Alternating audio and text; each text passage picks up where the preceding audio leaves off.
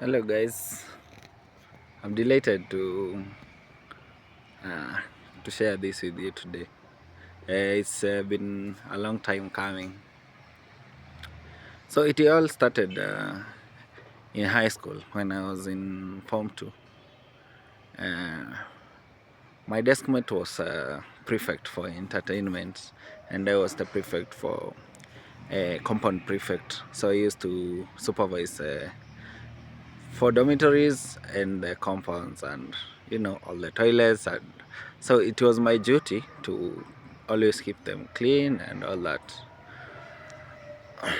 So one day, it was a Saturday evening.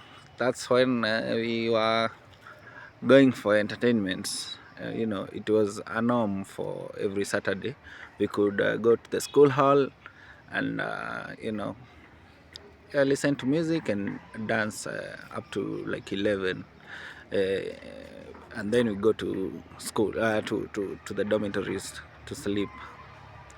So there was this guy who came and gave me kuber. No, it was Javius, and that was the first encounter of a drug in my body. That's when I introduced it into my blood system. So uh, I saw them taking them, and somehow because of peer pressure, you know, uh, you know, they used to tell me because I'm from Kiambu, mini Mshamba and all that. So because of that peer pressure, I wanted to prove to them that there was more to me. Like I wasn't like foolish and timid and all that. That I was courageous and I was a bontao. So I did it. I pinched and I put it under my lip, and I didn't like the experience. It was very horrible. Uh, I started sweating everywhere, and feeling like, diarrheaing, puking all at the same time. So my body temperature even raised. So I just like walked slowly to the dormitory, and I slept. I tried to sleep, but I couldn't hold it anymore. So I was dashing to the toilet and coming back. You know, so from then I really hated drugs. Yeah, I was wondering why do people love them. So in our school, it was a mixture of boys, from all sorts of life, like from the Eastlands, from the ghettos, and all that. And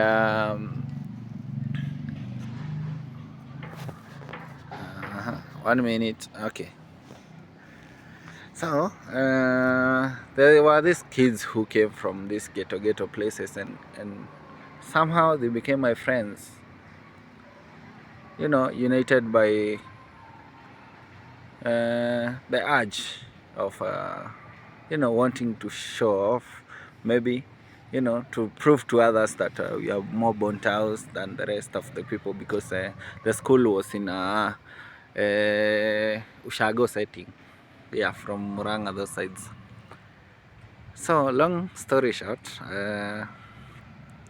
came mid-term, and we went with these guys at Thika town, and we were to smoke. So I wanted to prove to them that mi pia mi ni kijana mjanja, and so I was expecting, like, we were 7 of us. I thought that we are going to take one spliff and all that. So the guy who went inside a place and came with the rolls of bang came like bearing like 7 of them. So everyone was given a stick, and now because I have never done it, so I copied what they're doing, and that experience was very weird. I felt like I was flying, like my brain just took me elsewhere. So, and then because of paranoia, we were chased away from that place we were hiding and smoking, and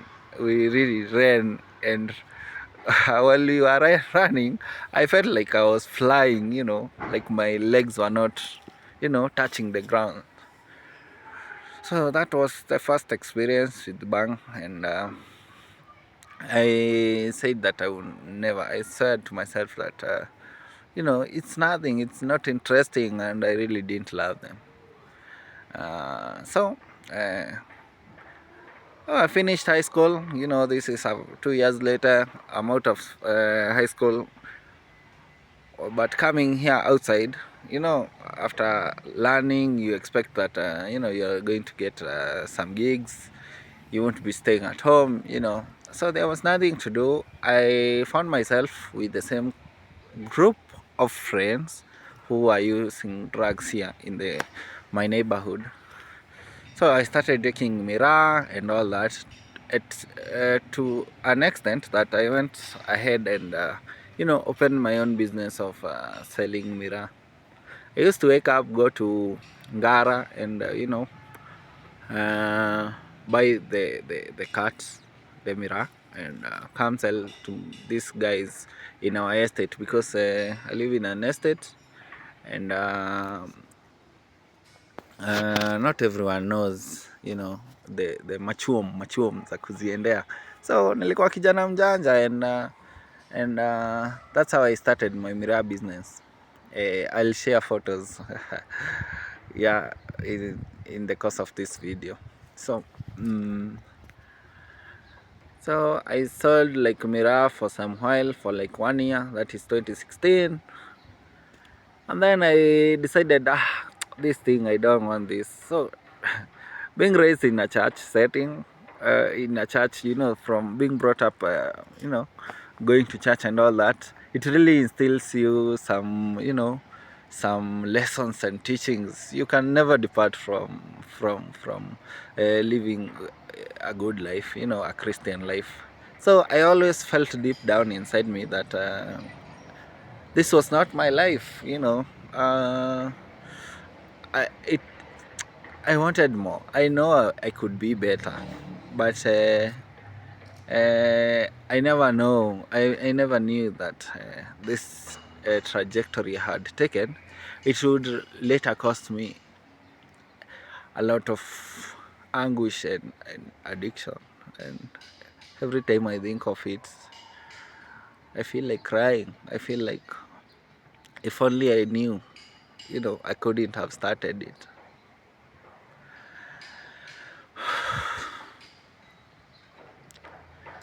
So I quit the business and started selling Mutumba clothes, which I do up to now.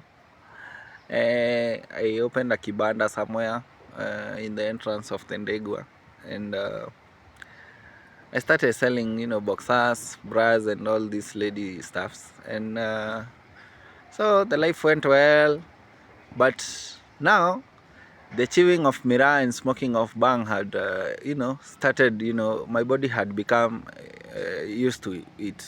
So I used to do it for fun. I would really, I would feel like, that I'm on top of the world, while doing it, having a lot of friends, cheering you on, kusema Anto, tunakutambua and all that, the vibe amongst the youth. Kuchochana. By and by, I didn't know that this would lead to an addiction. It reached a time when I quit that business for a while, because there were touts who used to come and during their breaks they come stay in my shop for a while. So I would ask them, how much are you guys being paid in the matatu industry? And they were telling me 2,000 each, and I was like, what?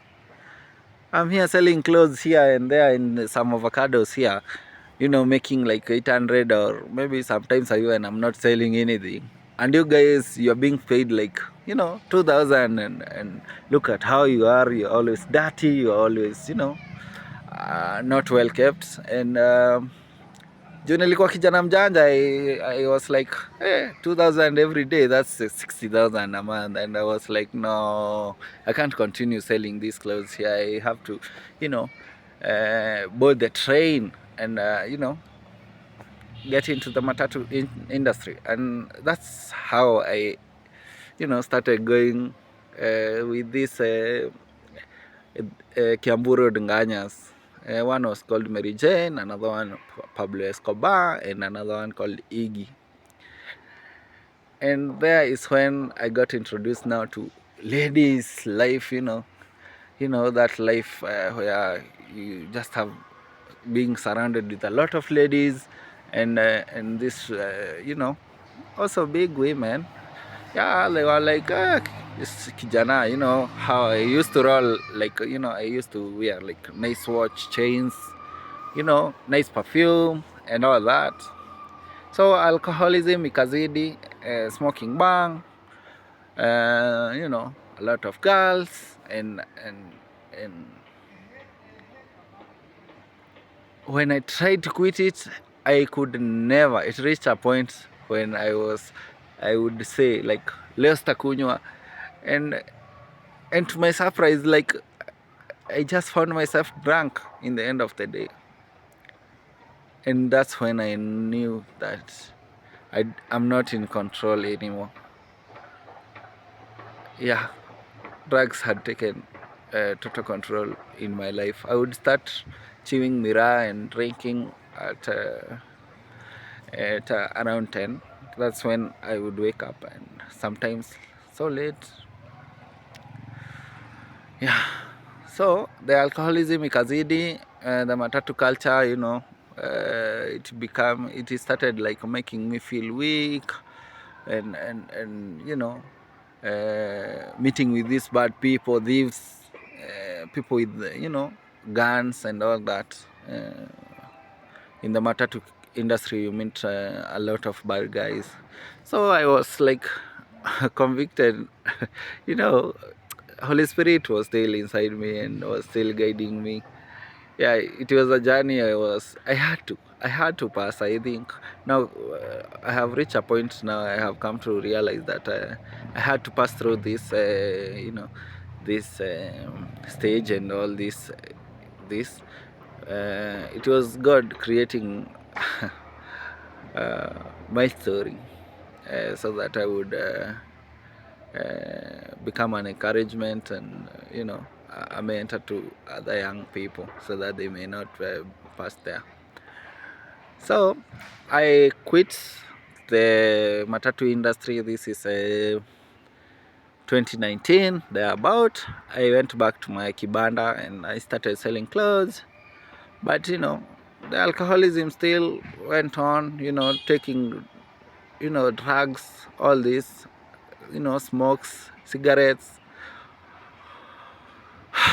I became so dependent on them, to a point that I couldn't eat or take tea in the morning before I take booze. So I would wake up in my place and pass in a wine and spirit close to my workplace, so that I take one bottle and then come to work, so that I could be able to even open my business and take breakfast.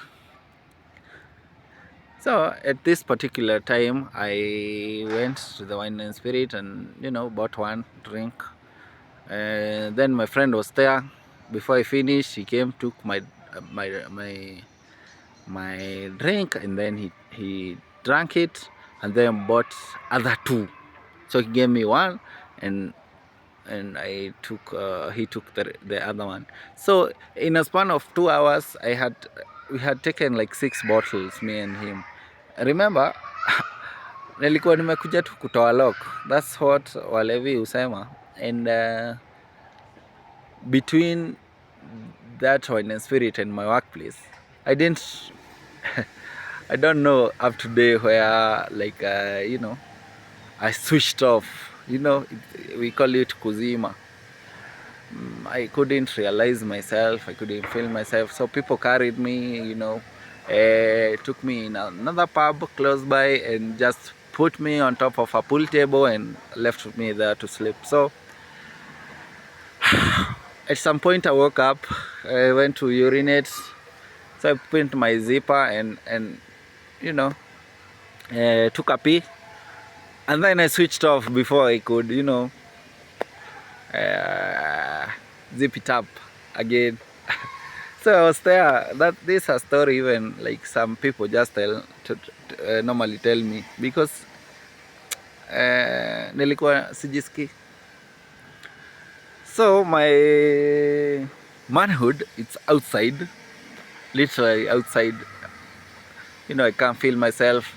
So these boys were coming with a stick, to put it in, to help me, close my zipper. And up to today, when I remember that story, I really feel very embarrassed. Because later when I opened the shop, there is this lady customer who came, and she had witnessed that incident, and she was like, Anthony, I saw you in another place. And I felt very ashamed of myself. Up to today, I really feel bad about how low I had sunk. So long story short, I continued drinking. I would drink up to 3 a.m. Now I'm even taking low graded alcohol like changa. And it has become like it had moved from bad to us. And when I just remember how my life was like then, I sometimes feel very bad about what I was doing to myself, because I deep down I knew, I'm a great man. This is not me. And addiction, really, I came to realize that it's like a disease. It's like when you take alcohol, that's why I think they are called wine and spirits. It's like you introduce another spirit inside of your body, such that you are no longer in control. I used to feel like we are two inside me.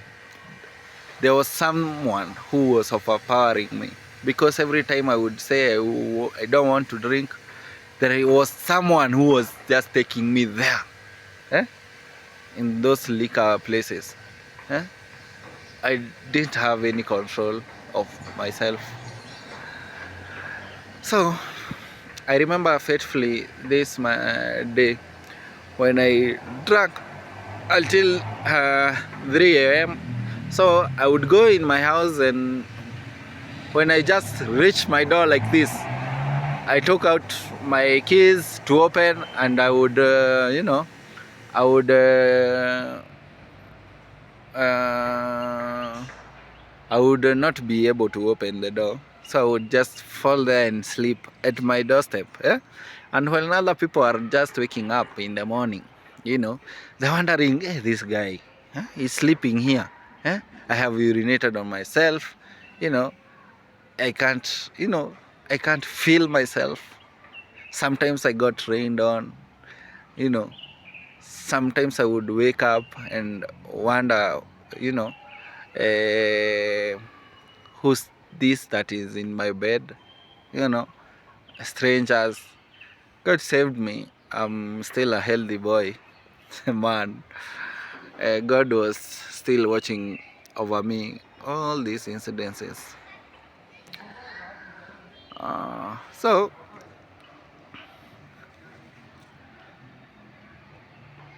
my life took a very bad turn when now I couldn't be able to pay for my rent, and I went back to my mom's place.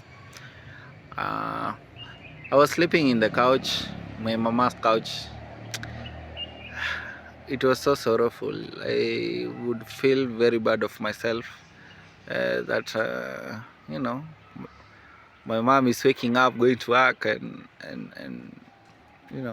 my brother is at JKUAT, and my mama was just crying every day, and I felt bad about it. but I couldn't help myself. I was I was really not capable of. It reached a point even my mom used to come try to find me in these clubs and in entertainment places at night. Huh? She's just moving around looking for his son. After maybe 2 weeks, he hasn't seen me or heard from me. So I really made her pass through a lot. So finally, when I was still there, back at my mama's place, sleeping in her couch, there was a picture, a framed picture in my mom's parlor. And one day I was just sitting in that couch and looking up, and I saw a picture of Jesus, and just tears started, falling from my eyes. I remember they were so hot tears. They were just coming, falling out, themselves. Yeah? And I was like, God, is this, is this why you created me for? Hmm? Having lived a very good life, even in high school, I was an official at CUs and YCAs for the Young Catholic Associations. I would host, prayer and fasting. I was generally a godly person, and the devil had, you know, the devil wanted to destroy my life. I'm really thankful that that day was my encounter with Jesus. Looking in that picture in my mom's parlor, I cried, and I decided that, God, if you won't save me, if you won't give me the purpose, or show me, the reason, my destiny, there must be a reason you created me. There must be. Uh, because generally I'm a good person. I don't know. This was just the devil trying to steal away what God had placed in me. So I I started praying that day. I broke down. I've never cried so hard like that day ever in my life, and from that day I just felt like I had been freed from something, like something flee from my life. And I never came out of that house again. I would only come out, go to the shop, come back. I started becoming so angry because of the withdrawals of alcohol and all that. I would sleep and sweat all over my bed, my couch, my couch. So because of the thirst for alcohol and drugs had not yet disappeared. So I survived 1 week without even a smoke or any alcohol. The second week I was like, hey, now I will go mad here in this house if I just stay like this, buried in my thoughts, being so stressed, wondering, where my life is going, in my, late 20s. This was like 26 years old. I was wondering, uh, you know, my friends are achieving a lot. I'm so behind, you know. I was pleading with God to save my life, and He really did. So this is second week I came out of this house and started taking long walks, so that I realized I was kind of depressed. So I decided to start taking long walks and jogging, so that I would sweat off the drugs in my system and out of my system, and uh, it became a routine. So I went, did that for like a month. The second month, I decided now I need good friends, so I went back to church. I was going in a Catholic church, St. Gregory, it's in the Ndegwa. But even after my encounter with Jesus, that day in my mama's parlor, every time I went to church, of course I went with the intention of finding new friends, good ones who would, impact my life, positively. Because I wanted to shed off the former friends I had. No, I don't consider them as friends. They were my enemies.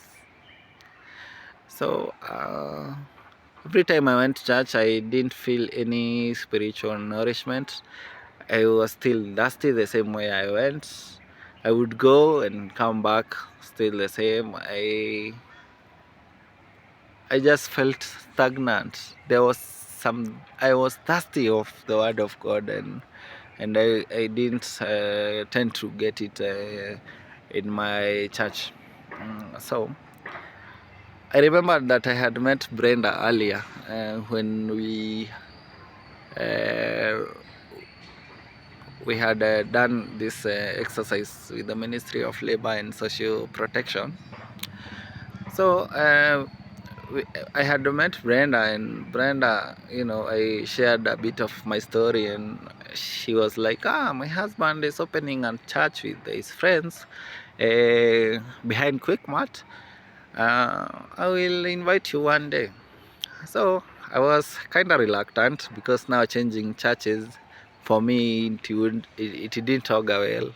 So because of, first of all, getting used to other norms of the other church, because I was used to Catholic and all its practices.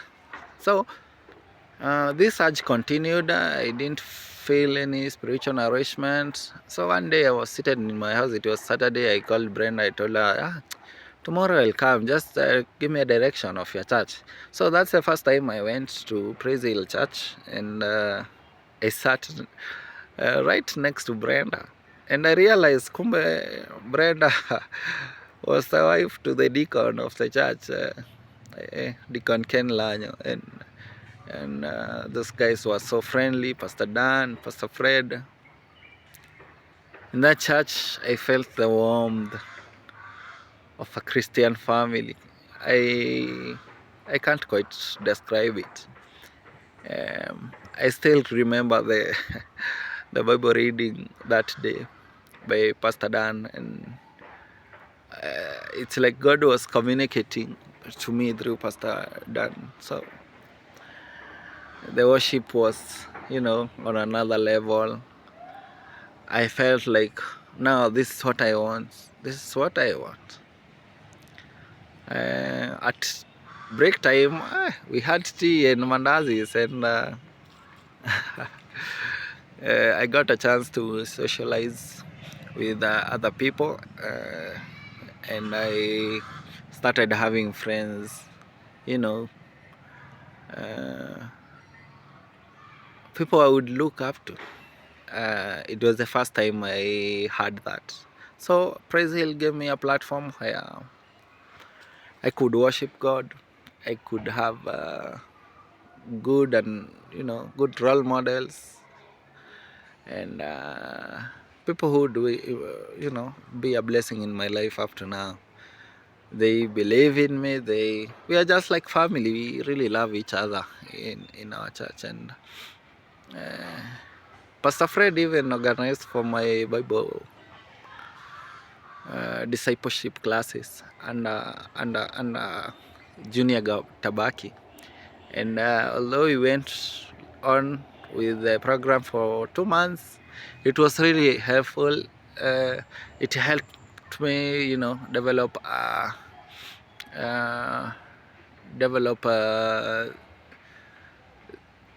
urge to always read the Bible. So the Bible became my friend. And later on, I invited Pastor Fred to my biashara because I went back to my kibanda because I had, closed it for all that time I was in my mama's place, because I didn't want to go to that kibanda where my friends would come and buy me alcohol. So I had to, run away from that place because ilikuwa inafanya nikunywe sana. It was like a meeting place of walevi. My shop had turned into that. So Pastor Fred came in my shop and blessed my biashara and my hands, and now I'm very grateful that my hands can hold a coin and also notes. Yeah, they no longer pass through my hands and just leaves. Yeah, I'm doing well with my life, and I have dedicated my life to help mentor the young people in my community. I ran that program in my shop. So Tonware, it's not only just a shop, it's also Calvin puts it well. Calvin calls it a storehouse. He tells me it's a place where people come to be nourished and to meet God and to be given hope. And he told me that it's not just a place where I make profit. It's more, there is more to that. And I didn't really understand what Calvin meant until I mentored the first youth, I mentored the other one. Today it's Robert is the 11th one.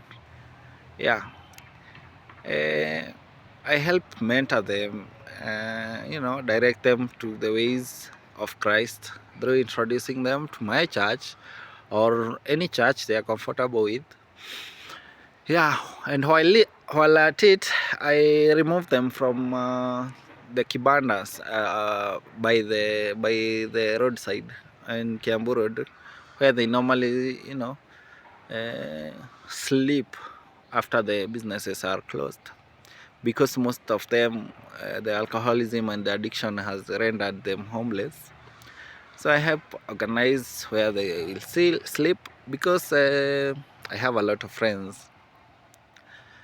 Yeah, so I buy them clothes from my shop. They become, presentable, and they just give them courage of themselves. I also start them small businesses, and I'm very grateful to God that He not only provides for me, but He also provides for the resources for me to help them. And I have started small businesses for quite some other small businesses, like samosa business here and there, selling clothes. They buy t-shirts, I give them, they go, they get money, so that even if I'm mentoring them and showing them the ways of the Lord, they need to be economically empowered, because you can't really preach to a hungry man. You have to feed him first, and then introduce God and Christian values in him and her. So that's what I really do. I'm a businessman. I sell clothes and avocados, and I'm also a youth mentor. And now God has been so grateful, because He has given me a mission and a passion to help mentor young people, not only in the Ndegwa now, but it's like He's sending me to reach the youth wherever they are in Kenya. And so He has founded, He has pioneered a new passion, not quite a new passion, because I had the passion, a new journey he has started a new journey for me through an organization called Restore Futures Kenya. Restore Futures Kenya is an organization aiming to continue the same, you know, impacting people from 11 maybe to 200, 5,000. I know youth, there are so many in Kenya, so I want to reach them all. I want to spread the word of God to them. I want to give hope to the young people. I want to mentor these young people coming out of high school so that they may get a platform where they can, grow their passion, their skills through business trainings and, motivational speaking and counseling and all that. So that I can help them avoid going the same route I went. Today it's almost the third year since I became sober, and I'm so proud, I'm so happy that God did it for me. And I know God can do it for them if He did it for me. So I am Anthony Mboro, the founder of Restore Futures Kenya. It's an organization that is shaping and restoring the futures of our young people so that addiction cannot steal their futures and destroy the lives of our young people. Thank you so much. Please join us in this new journey. Let's have this conversation. Let's impact our young people. Let's bring back joy in families, and let's uplift the communities and families. Because since then, I'm a happy man, a happy son. My mom, she was having all these sort of diseases that, had come, had attacked her, like blood pressures and all that. She was skinny, she was stressed, she was crying, her bed had turned into a pool of tears. And now that I changed, I have brought back, God has brought back the joy in my family, the joy of having a son who is sober and who has vision and who is leading a godly and a good Christian life.